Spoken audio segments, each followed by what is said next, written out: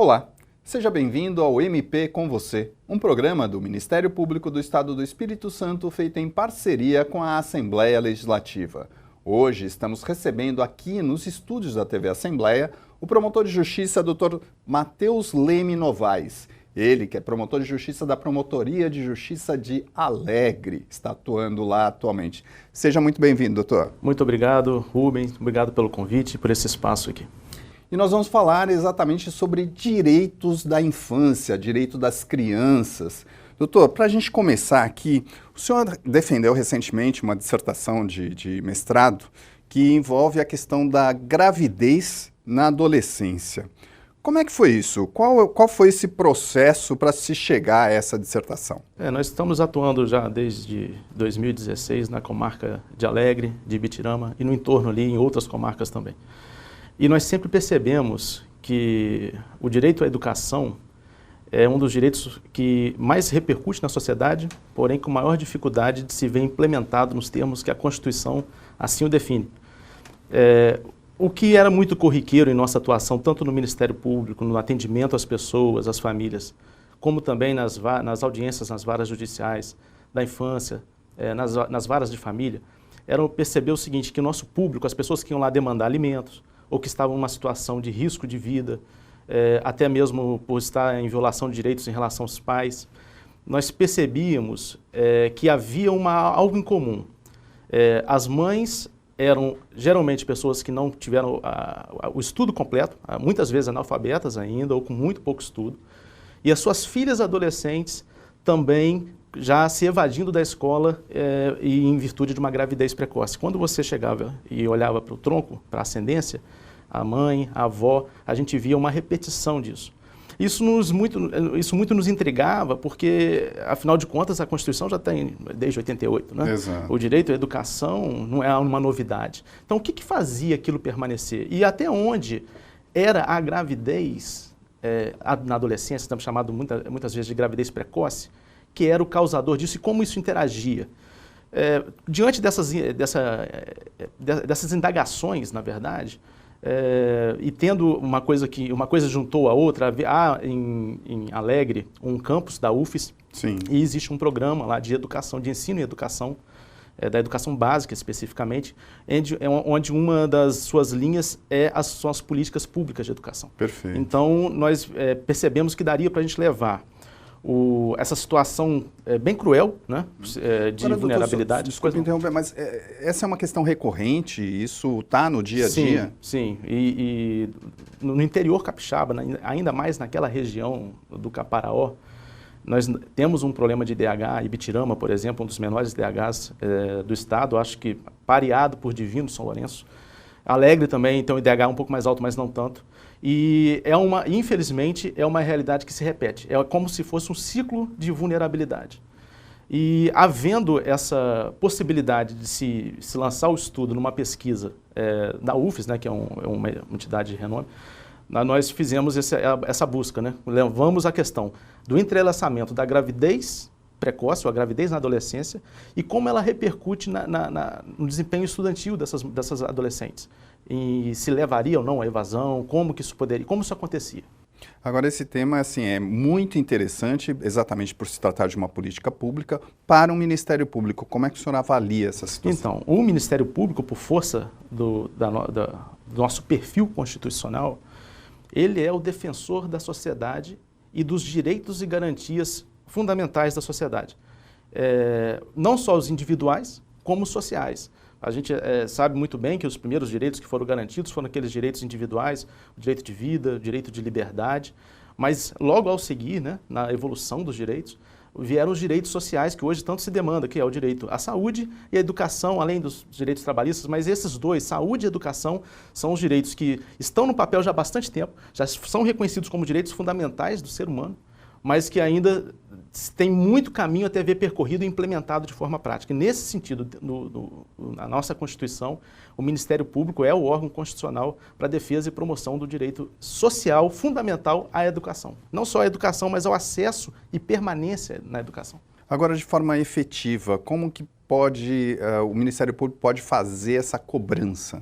Então, existem várias formas, né? O Ministério Público tem a atuação dele, é extrajudicial ao atendimento, então ele pode requisitar, por exemplo, providências do Conselho Tutelar, providências da própria escola, da Secretaria Municipal de Educação. E quando há algum problema de omissão mais grave, reiterada, o Ministério Público pode demandar na Justiça, na vara judicial, junto ao Poder Judiciário, uma obrigação, por exemplo, de fazer, não fazer. A gente vê muito isso na questão de vagas de creche, por exemplo, de ausência de vagas para determinados alunos, transporte escolar. E também no caso de evasão escolar agora, por exemplo, estamos na busca ativa, né, algo que é reiterado. Né? O que é essa busca ativa? Houve um grande prejuízo durante a pandemia.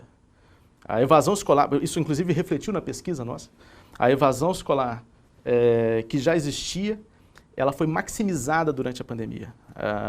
É óbvio que o ensino remoto não é o ideal, e diante, ainda mais no local onde estava acontecendo, com baixo, por exemplo, o acesso à internet no interior não é o mesmo da capital. Então, houve um agravamento da evasão escolar, e essa busca ativa é não esperar que a criança ou o adolescente retorne pelas próprias pernas à escola, é ir até aquele que estava matriculado. Então, o Ministério Público tem acompanhado isso em todo o Estado, não só no nosso Estado, mas no Brasil todo, para tentar trazer novamente, junto com as secretarias, as escolas, o Conselho Tutelar, para trazer novamente esses alunos. Voltando à dissertação do senhor, como é que é essa relação entre a gravidez na adolescência e a evasão escolar? Quando nós nos lançamos a estudar isso com profundidade, numa dissertação de mestrado de uma universidade federal, nós já tínhamos, obviamente, alguns dados quantitativos. Né? A gente tem o Instituto Nacional de Educação, você tem coberturas da mídia sobre isso já é um fato que já tem chamado a atenção. Nós sabíamos, por exemplo, que aproximadamente, de forma geral no Brasil, 30% daquelas alunas que engravidam, elas acabam abandonando os estudos. Mas quando a gente coloca um olhar mais detalhado, a gente percebe que em alguns lugares do país, essa influência não foi tão grande. Então, nós precisávamos ver se, de fato, basicamente, a gravidez, no caso concreto, a escola que nós nos lançamos a pesquisar foi uma escola pública estadual de Alegre, né, especificamente. Inclusive, inicialmente, nós íamos pesquisar duas, mas como houve um aumento de gravidez também durante a pandemia, nós acabamos por pesquisar somente uma, dado que havia acontecido esse fenômeno lá. Mas, enfim, quando nós nos lançamos a pesquisar, a pergunta é, será que aqui também isso está se repetindo? Ou seja, será que aqui está tendo essa influência ou, como em outros lugares, salvo engano, no Nordeste, uma determinada região onde não foi detectada? E depois, além disso, lógico, não era só uma questão quantitativa. Nós queríamos saber quem são essas que engravidaram dentro daquele colégio? Qual foi a circunstância econômica, social? O que a escola pensa ou fez a respeito? Como que a estrutura do poder público e da família lidaram com essa situação? Por fim, ela teve o apoio necessário ou não para prosseguir nos estudos? Então, foi todo esse conjunto de análise que nós fomos fazendo, trabalhando durante a pesquisa. Esse perfil social, ele desagou aonde, doutor? Então, como eu disse, nós lançamos a nossa pesquisa na maior escola, na escola periférica de Alegre, pública, estadual. Uhum. Há duas, só para título de explicação, há duas escolas em Alegre, sendo que uma é onde fica as pessoas mais vulneráveis, os alunos mais vulneráveis, os outros mais do centro, pessoas um pouco mais com a condição econômica melhor. Nós fizemos a pesquisa onde já era um público mais vulnerável economicamente e socialmente. Entretanto, a nossa surpresa foi que nós constatamos na escola pesquisada, inclusive índices acima da média nacional. Explicarei. Por exemplo, a gente tinha numa média nacional que da gravidez precoce, a incidência de negros e pardos ou afrodescendentes eram mais ou menos em 70%. Na escola onde nós lançamos a pesquisa, 100% das alunas ou eram negras ou pardas, sendo que a média na escola, na própria escola, era de 50% a 60%. Economicamente, era uma escola também já majoritariamente de pessoas de classe mais baixa. Entretanto, na nossa pesquisa, 100% eram das classes mais baixas da sociedade. Então nós tínhamos um perfil de vulnerabilidade que a gente foi detectando primeiro por classe econômica, depois pela raça, e depois nós vamos perceber outra coisa muito interessante, que foi exatamente o que nos chamou a atenção no início. Nós pesquisamos e nós entrevistamos, né, as adolescentes. E todas elas tinham mães que também não tinham estudado, apenas uma tinha uma mãe que tinha terminado o ensino médio. A gente pôde perceber claramente que a ausência, o que levou lá na ausência, estava se repetindo ali. É um traço. Era um traço. E foi interessante que isso foi acima de uma média nacional, entendeu? Uhum. A vulnerabilidade que nós percebemos era tripla. Ela tinha a vulnerabilidade econômica primeiro, depois ela tinha uma vulnerabilidade racial e uma vulnerabilidade de gênero da mulher. A menina, no caso, que tornava aquele grupo muito invisibilizado dentro da escola. E aí o que se fazer diante disso, doutor? Então, eu quero chamar a atenção, um ponto que foi muito marcante dentro da pesquisa foi o seguinte: a gente teve muita dificuldade, por exemplo, na escola, para descobrir quantas tinham engravidado. Foi num período pandêmico e tal, e a gente estava procurando as adolescentes, e a escola não tem esse rol. Aí eu fui descobrir na outra escola que nós íamos pesquisar também. Não é feita essa classificação? Não, eles não têm nenhuma política pública voltada para isso. Não existe, e pelo que eu fui levantando de forma bem abrangente, uma política pública que identifique e que atenda essas adolescentes. O que nós percebemos é que existe até um trabalho preventivo, e podemos falar mais sobre isso, a questão da educação sexual, mas quando já existe a gravidez, a única política pública que existe no país é uma lei já bem distante, uma lei bem antiga, da década de 70, se não me engano, que prevê uma licença de 3 meses apenas, por sinal, 3 meses, quer dizer, né, trabalhador é mais, enfim, Exato. 3 meses para que ela se afaste, e logo depois ela teria que voltar a estudar com aquela situação que nem creche ainda aceitaria. Uma criança. Uma situação bastante complicada. É um descasamento da política pública, da lei, inclusive. Então, existe uma ausência. Essa invisibilidade desse público, a gente foi detectando. A grande questão é, elas não são detectadas. É como se, depois que tivesse acontecido, vamos ignorar esse problema. Isso não como uma crítica à escola. Isso nós podemos perceber de forma conjuntural. Perfeito, doutor. Eu vou pedir licença ao senhor, pedir licença a quem está nos assistindo. Nós vamos para um rápido intervalo e já voltamos aqui com o MP com você, um programa do Ministério Público do Estado do Espírito Santo feito em parceria com a TV Assembleia. Até já.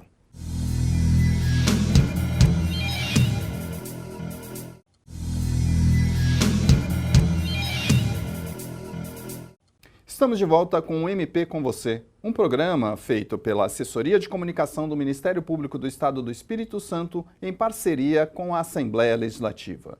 Hoje estamos recebendo aqui nos estúdios da TV Assembleia o promotor de justiça, Dr. Matheus Leme Novaes, ele que atua atualmente na Promotoria de Justiça de Alegre, no sul do estado. Promotor, nós estamos falando aqui da questão do direito à educação, a questão da gravidez precoce, e nós falávamos aí no último bloco da questão o senhor começou a falar sobre a questão da educação sexual. Como é que isso pode auxiliar nesse contexto? Permita-me retroceder um pouco para explicar como a pesquisa foi realizada. Nós convidamos, né, as adolescentes que haviam passado pela experiência de gravidez e entrevistamos todas individualmente. E depois, fazia parte também da pesquisa compreender a visão dos educadores, dos professores sobre isso. Sobre a gravidez precoce e também sobre a educação sexual, uma vez que, por óbvio, é onde se ensina os métodos contraceptivos, é onde você tenta evitar a gravidez. Então, nós fizemos alguns grupos, né, uma entrevista coletiva, dividimos em grupos os professores e entrevistamos coletivamente. E ali foi muito interessante, porque a gente conseguiu captar a visão, como que eles entendem o papel deles em relação ao tema. Indagamos sobre a gravidez e indagamos sobre a educação sexual. Quando eles falaram sobre a educação sexual, a gente percebeu claramente que havia uma certa divergência entre professores ligados à área das humanas e aqueles professores ligados mais às ciências naturais, matemática e português. Mas, de forma geral, os professores diziam o seguinte: nós ensinamos a educação sexual. Quando alguns professores da área de humanas, que têm uma visão um pouco mais crítica, uma visão mais social, começaram a conversar conosco sobre isso, eles falaram, opa, não é bem assim. Nós estamos encontrando dificuldade na escola para abordar o tema. Enquanto uma parte dos professores diziam, nós abordamos o tema normalmente sem problema, uma outra parte já dizia, nós estamos encontrando dificuldades em abordar esse tema porque está se criando uma espécie de politização ou um tabu em relação à educação sexual. Uma professora, inclusive, chegou a narrar que recebeu mensagens de pais dizendo o seguinte, olha, por que vocês estão falando sobre isso na escola? Como se tivesse uma interpretação de que estariam sexualizando ou tentando ensinar algo sobre sexo para aquelas crianças e adolescentes, sobretudo, especialmente os adolescentes. E não é bem isso. Exatamente, ao contrário, né? Quando nós entrevistamos as alunas, era interessante que nenhuma delas, tinha estabelecido algum tipo de diálogo com os pais sobre sexualidade. Isso o senhor está falando das alunas que engravidaram. Que engravidaram. Todas elas que engravidaram não tinham iniciado, em algum momento da vida, qualquer diálogo com seus pais sobre sexualidade. As fontes de conversa ou eram os amigos ou a escola. Algumas mencionaram a escola, outras mencionaram que na escola era pouco falado, mas algumas mencionavam a escola. Havia uma crítica, inclusive, à postura da escola. Exatamente, porque uma, inclusive, disse assim, agora que nós engravidamos, estão falando mais. E porque, de fato, houve, inclusive, até um seminário que foi realizado na escola em razão do aumento de número de gravidez. Mas houve um despertamento parcial, vamos dizer assim, para o tema. Mas é um tema que muitas vezes passa porque há ainda um tabu em relação a isso. E houve uma politização. Isso foi trazido pelos professores. Quando o senhor fala da gravidez precoce, e esse aumento da gravidez entre alunas, né, crianças, adolescentes, a gente pode pensar que a pandemia ela serviu como um trampolim para esse aumento? Houve. O que motivou isso exatamente? Isso foi um debate muito interessante também com os professores, porque, fato, houve um aumento. Um aumento no sentido não só nessa escola, como em outras. Porque as crianças estariam em casa, exatamente. Teoricamente. Parece que a ausência de contato social e de exigências de rotina, aparentemente pode ter aumentado, mas já existia, já havia uma incidência, houve um aumento da gravidez. E é interessante que houve também um disfarce no resultado da evasão. Olha que interessante. Como eu havia dito antes, a média nacional de evasão das alunas que engravidaram era de 30% média nacional. Na nossa pesquisa, nós conseguimos chegar a um número de 25%, porque muitas delas estavam ainda em regime híbrido. É como se aquela licença de 3 meses, que a lei prevê, tivesse agora 2 anos, porque primeiro não tinham que ir, e depois estavam indo 1 vez ou 2 por semana. Então, é como se elas tivessem ainda não sido exigido delas a presença, mas mesmo assim, 25% já tinham evadido. Mas esse número aparentemente seria maior. Foi o que nós, por exemplo, havia uma aluna que não tinha vaga na creche para ela, e ela falou, assim que eu tiver que voltar, textualmente ela nos diz, assim que eu tiver que voltar a frequentar a escola todos os dias, eu vou ter que parar. Porque não tinha perspectiva de com quem deixar, dada a vulnerabilidade econômica. E essa situação, doutor, assim, fazendo uma análise mais ampla, o senhor acredita que é possível recuperar isso de alguma forma? Nós temos que acreditar, né? Inclusive o referencial teórico nosso, que é uma teoria crítica, ela é uma teoria crítica que acredita na superação disso. Não de maneira fácil, não é utópica. Mas a gente tem que acreditar e nós temos os instrumentos para isso. Eu vou dar um exemplo interessante. Houve uma alteração, salvo engano, em 2019, no Estatuto da Criança e Adolescente, que prevê um atendimento multidisciplinar a uma adolescente que engravide. Perfeito. Indaguei de todas. Alguma passou por algum atendimento? Não. Eu pesquisando sobre, não existe uma rotina no Estado e quiçá no Brasil para se ainda concretizar esse artigo. Quer dizer, isso é um direito que não está sendo ofertado. E com isso, ao não atender, era um atendimento multidisciplinar, que envolve a questão da médica, social, psicológica e a inclusão em benefícios sociais, a questão de creche, tudo isso seria encaminhado para ela e aí aumentaria, porque uma das questões que nós percebemos quem consegue continuar qual é a aluna que continua e qual é a aluna que para. A que continua é aquela que tem apoio social do Estado, da família e do seu círculo de amizades, enfim. E aí, fazendo essa divisão, essa que continua, a gente está falando de qual porcentagem? Então, mascaradamente, 75% estavam estudando, 25% tinham parado. Mas, como eu disse, mascaradamente por causa da pandemia. Em média nacional, 70% continuam e 30% paralisam. Mas aí tem um outro dado que nós conseguimos extrair das entrevistas e de toda a pesquisa, é que além da evasão, existe uma perda de rendimento escolar. De todas elas, nenhuma tinha uma perspectiva real, concreta, definida de cursar um nível superior, por exemplo.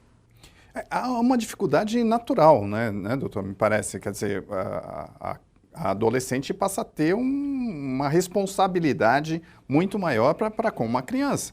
Tinha uma delas que estava com um carrinho de bebê na escola. Porque Pois é. por não indo esporadicamente, ela ainda tinha que levar um carrinho de bebê para a escola para poder continuar indo nas poucas aulas que ela estava assistindo naquele regime híbrido durante a pandemia. E eu retomo a questão, por que 3 meses, apenas 3 meses? É uma lei muito antiga, da época que, inclusive, a licença maternidade ainda não era um direito tão estabelecido.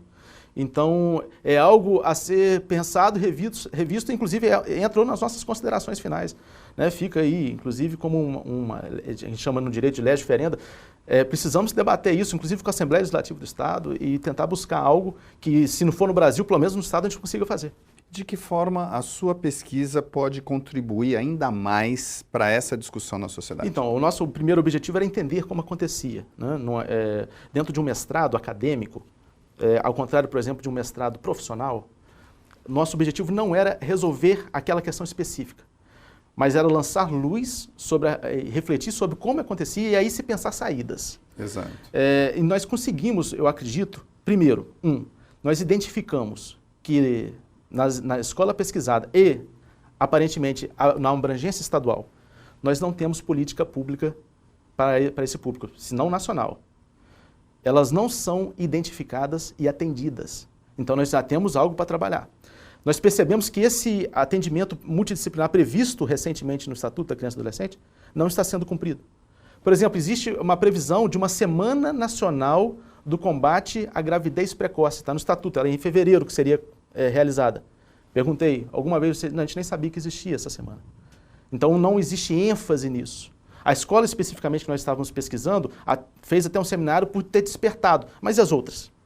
Foi um projeto pedagógico daquela escola, mas de forma geral.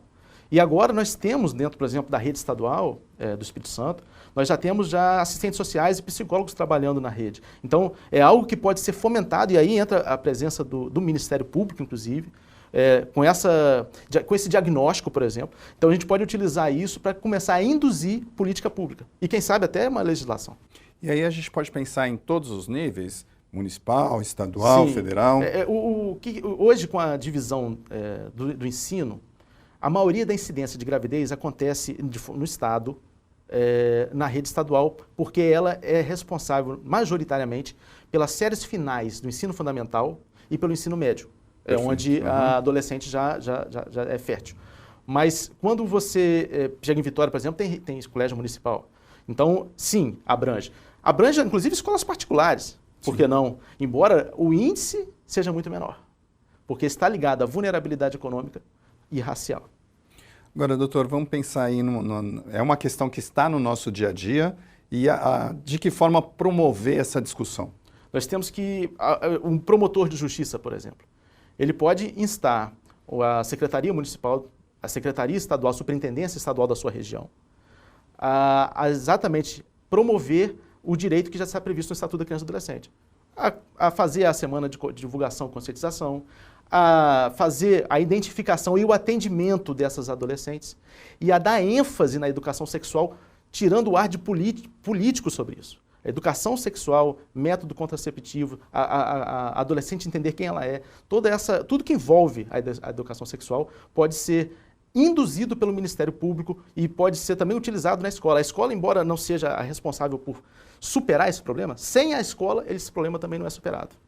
O senhor apontou aí um problema aí, né, vamos colocar entre aspas, da politização da educação sexual. de que forma também a gente pode demover esse tipo de chancela que foi criada em cima da educação sexual? O Ministério Público ele não pode acolher algo artificial, um sofisma, de usar as ideologias políticas para anular os direitos sociais. O direito à educação. O direito à educação compreendido como acesso, permanência e conclusão, de qualidade, né? Então, o que acontece? A gente tem que, fala assim, olha, tem que se ensinar sim métodos contraceptivos, tem que se ensinar sim o conhecimento do corpo, tanto do menino quanto da menina. Mas estão erotizando as crianças. Se isso acontecer de alguma forma, isso tem que ser punido. Inclusive, poderia ser até um crime. E existe mecanismo para isso? Existe mecanismo para isso. Agora, confundir educação sexual com erotização de criança está dentro de uma argumentação política que tem feito muito mal, porque está se gerando retrocesso naquilo que tinha sido avançado. Os professores não podem se quedar, o Ministério Público não pode se quedar, os pais têm que se conscientizar sobre isso, de saber separar o joio do trigo. Os dois parecem, mas uma educação sexual é uma coisa e erotização infantil é outra. Doutor, infelizmente nosso tempo está chegando ao fim. Eu gostaria que o senhor deixasse uma mensagem para quem está nos assistindo. O Ministério Público, eu agradeço mais uma vez o espaço, o Rubem, a Assembleia Legislativa também. O Ministério Público é aquele órgão da sociedade escolhido pela Constituição para fazer a defesa dos direitos sociais, e especialmente o direito à educação que hoje nós estamos conversando aqui. Então, aquele pai, aquela mãe, professor, secretário municipal, tenham no Ministério Público a certeza de ter portas abertas para estar junto nessa luta que é de transformação da realidade social. Não é fácil, o nosso país tem uma Constituição perfeita, mas que, dentre a realidade normativa e a realidade prática, ainda está muito distante. Mas a gente vai implementando, não desistindo da luta, a gente vai implementando dia após dia esses direitos. Tá certo. Nós agradecemos aqui a presença do promotor de justiça, Dr. Matheus Leme Novaes. Ele que atua na Promotoria de Justiça de Alegre. Promotor, muito obrigado. Obrigado. Este foi o MP com você, um programa da Assessoria de Comunicação do Ministério Público do Estado do Espírito Santo, feito em parceria com a Assembleia Legislativa. Acompanhe todos os nossos programas por meio das nossas redes sociais, com os endereços que estão aqui embaixo. Até o próximo.